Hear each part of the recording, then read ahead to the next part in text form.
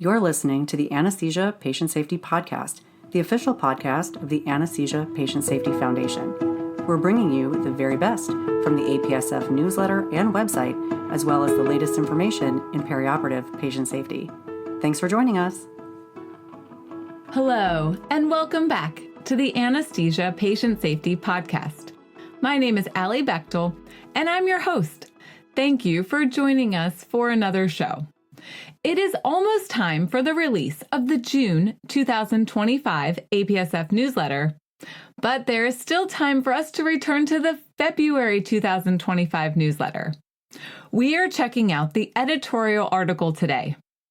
Sodium glucose cotransporter 2 inhibitors, or SGLT2 inhibitors, are used for treatment of type 2 diabetes. There are additional benefits for these medications for patients with heart failure and chronic kidney disease, as demonstrated by the EMPEROR and the CANVAS randomized controlled trials. This means that patients taking SGLT2 inhibitors are coming to an operating theater near you, and you need to be prepared to provide safe anesthesia care. Before we dive further into the episode today, we'd like to recognize Merck, a major corporate supporter of APSF. Merck has generously provided unrestricted support to further our vision that no one shall be harmed by anesthesia care. Thank you, Merck. We wouldn't be able to do all that we do without you. We are returning to the February 2025 APSF newsletter today.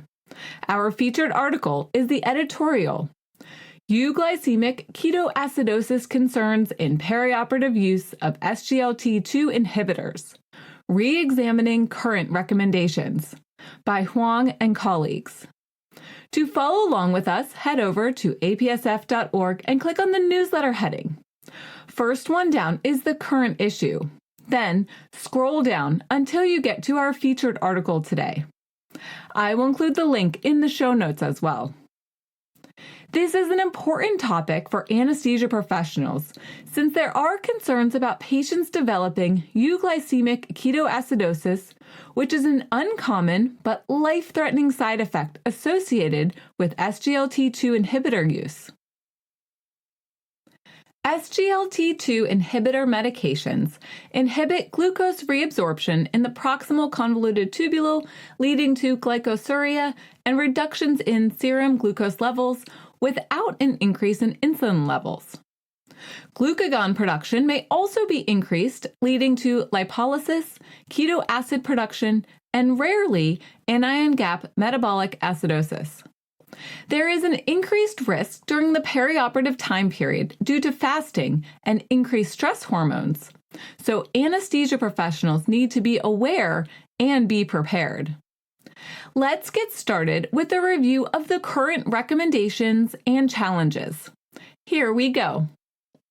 At this time, there are no consensus recommendations for the perioperative management of SGLT2 inhibitors. Plus, many of the published recommendations are outdated or based on limited data. Check out Table 1 in the article for a summary of current notable recommendations on perioperative SGLT2 inhibitor use.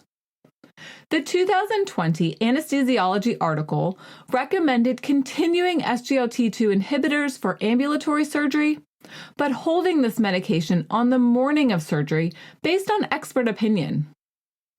Also in 2020, the United States Food and Drug Administration published recommendations to hold SGLT2 inhibitors for at least 3 to 4 days before all scheduled surgery. These recommendations were based on limited case reports and the elimination half-life of SGLT2 inhibitors. The American Association of Clinical Endocrinologists and American College of Endocrinology recommendations were first published in 2016 and then updated in 2020 and included immediate cessation prior to emergency surgery and holding for 24 to 48 hours before elective surgery based on case reports and expert opinion.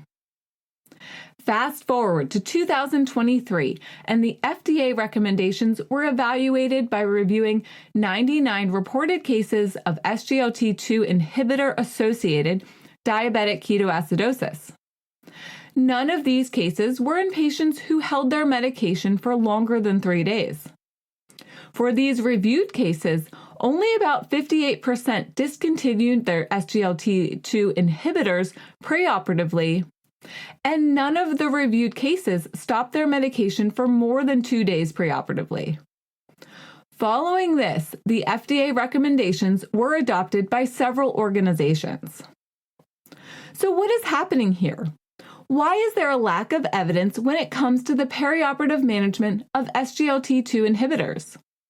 There are several factors.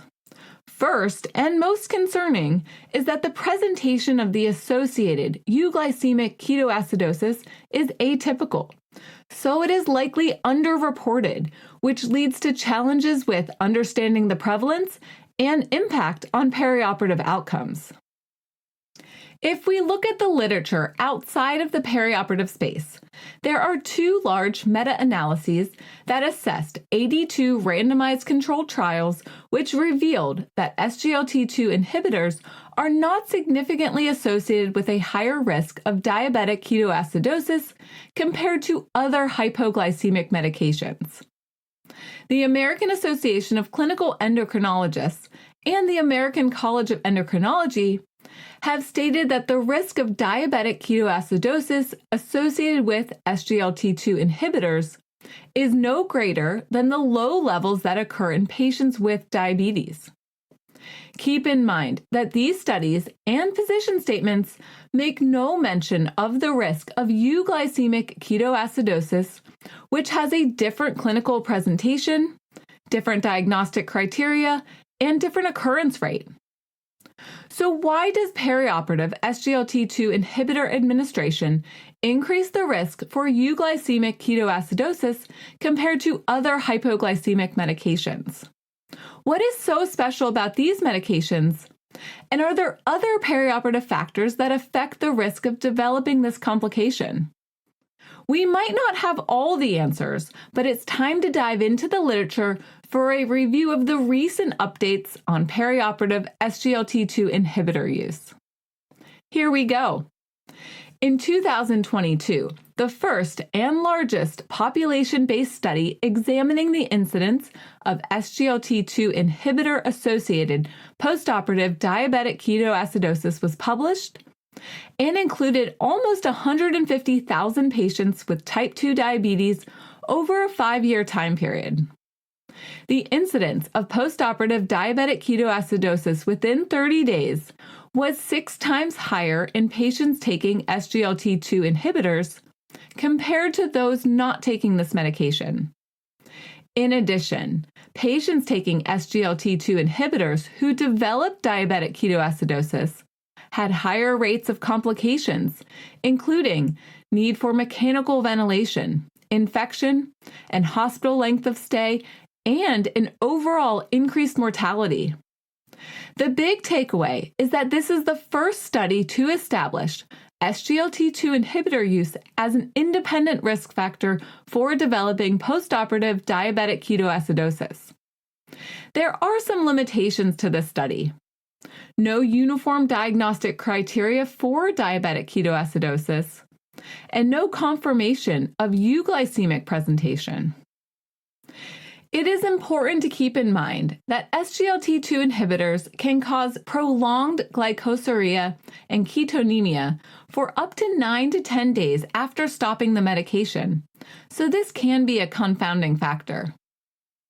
Let's fast forward to 2023 and a single institution retrospective analysis published in the British Journal of Anesthesia. This study included 463 patients on SGLT2 inhibitors and found that all patients on these medications, after holding for 1.5 days, developed some degree of ketoacidosis, with a mean increase in anion gap from 12.6 millimoles per liter pre-op to 13.4 millimoles per liter post-op. The authors concluded the following. An anion gap acidosis likely from keto acids, developed in all patients who do not hold their SGLT2 medications preoperatively.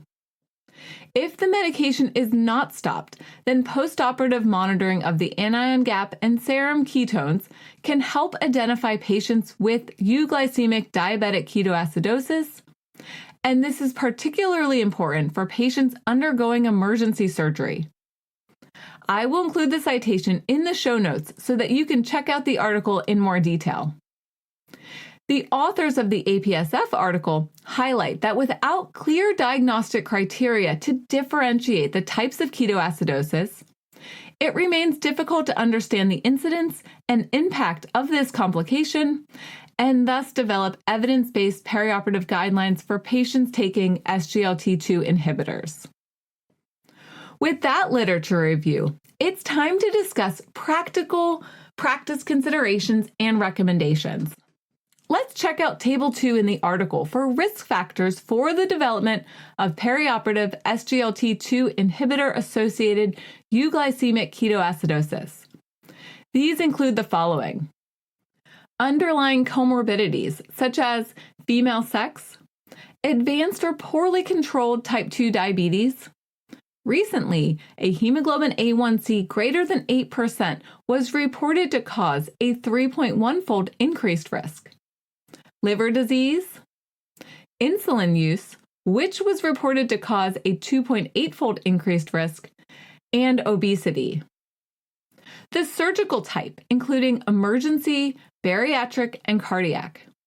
Emergency surgery has been reported to increase the risk by almost 25%.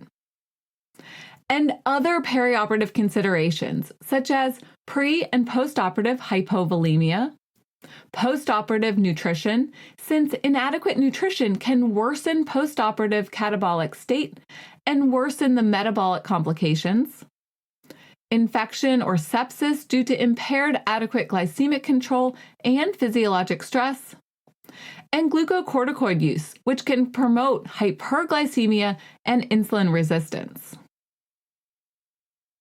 Let's take a look at the guidelines that were developed by the University of Pennsylvania to incorporate the following factors: anticipated procedure duration, anesthesia type, preoperative hemoglobin A1C, glucose and basic metabolic panel, and underlying patient comorbidities.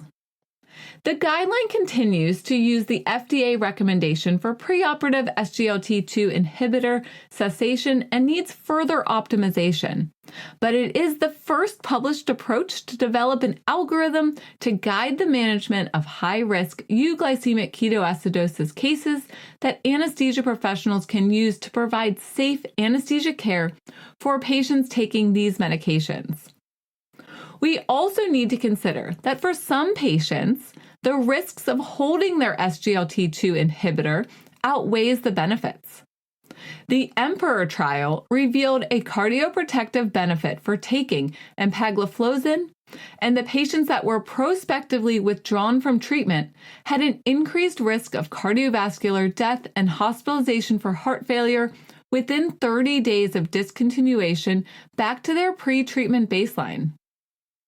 Since there is a rapid reversal of the cardioprotective benefits of SGLT2 inhibitors, some advocate for early detection and treatment of ketoacidosis with intraoperative lab monitoring for acidosis and insulin infusion use instead of perioperative discontinuation of SGLT2 inhibitors in patients with heart failure. For patients taking SGLT2 inhibitors for cardiorenal indications who do not have type 2 diabetes, they should continue to take their medication perioperatively since there is no increased risk for euglycemic ketoacidosis in these patients. The authors recommend using a perioperative algorithm for patients taking SGLT2 inhibitors, and we are going to check out Figure 1 in the article, which I will include in the show notes. Keep in mind that this is an area that is lacking evidence in the current literature, and this algorithm may not apply in every case. The first step is to hold SGLT2 inhibitors for 3 days prior to elective surgery, except for patients with significant history of heart failure or patients without type 2 diabetes taking SGLT2 inhibitors for cardiorenal protection. And 4 days for patients taking ertugliflozin. Okay, so what do we do if patients do not hold their medication appropriately? If it is an elective procedure, the next step is to assess for risk factors for DKA. Remember, these risk factors include advanced or poorly controlled type 2 diabetes with hemoglobin A1C greater than 8%, liver disease, obesity, type of surgery including bariatric or cardiac, poor nutritional status, significant preoperative hypovolemia, underlying infection or sepsis, and glucocorticoid use. For patients without risk factors, the patient is low risk for DKA and can proceed with surgery in the following cases: the use of MAC, local or regional anesthesia, duration of anesthetic less than 1 hour, anticipated return to baseline nutritional intake post-op, and no other significant comorbidities. For patients at high risk for the development of DKA, if you can, reschedule the surgery with appropriate outpatient follow-up and proper instruction on SGLT2 inhibitor hold time. If you can't reschedule the surgery, head over to the emergent urgent surgery pathway. For patients who did not hold their SGLT2 inhibitor appropriately, who need to undergo emergent or urgent surgery that cannot be rescheduled, recommend proceeding with surgery, but consider the following: preoperative basic metabolic panel to check glucose and anion gap. Continue close intraoperative monitoring for glucose and acidosis. An intraoperative insulin infusion use, and close postoperative monitoring for DKA at advanced level of care until return to adequate nutritional intake. Remember, for non-diabetic patients taking SGLT2 inhibitors for heart failure or cardiorenal protection, this algorithm likely does not apply, and based on the current available data, they should continue their SGLT2 inhibitor and are considered low risk for the development of diabetic ketoacidosis. These patients may require close perioperative monitoring for acidosis, depending on other risk factors. The authors leave us with the following call to action that I'm going to read now. We believe that SGLT2 inhibitors pose an increased risk for diabetic ketoacidosis and other comorbidities in the perioperative setting. However, the optimal preoperative hold time for these medications and how cases should be handled if the hold time is not met remains controversial. Anesthesia professionals must remain vigilant since many patients do not adhere to a universal hold time or may not follow preoperative instructions. While further research is needed, we encourage clinicians to consider the currently reported risk factors, along with other patient and surgical factors, to risk stratify and individualize the management of patients taking SGLT2 inhibitors from case cancellation consideration to enhanced postoperative monitoring. Do you have a protocol that you follow at your institution for patients taking SGLT2 inhibitors? If not, you may consider using this algorithm, which you can find in the show notes. This is an important way that anesthesia professionals can help to keep patients taking SGLT2 inhibitors safe during and after anesthesia care. If you have any questions or comments from today's show, please email us at podcast@apsf.org. Please keep in mind that the information in this show is provided for informational purposes only and does not constitute medical or legal advice. We hope that you will visit apsf.org for detailed information and check out the show notes for links to all the topics we discussed today. Thanks for listening. If you enjoy listening to the Anesthesia Patient Safety Podcast, and we hope that you do, please take a minute to give us a 5-star rating, subscribe, and share this podcast with your colleagues and anyone you know who is interested in anesthesia patient safety. Until next time, stay vigilant, so that no one shall be harmed by anesthesia care.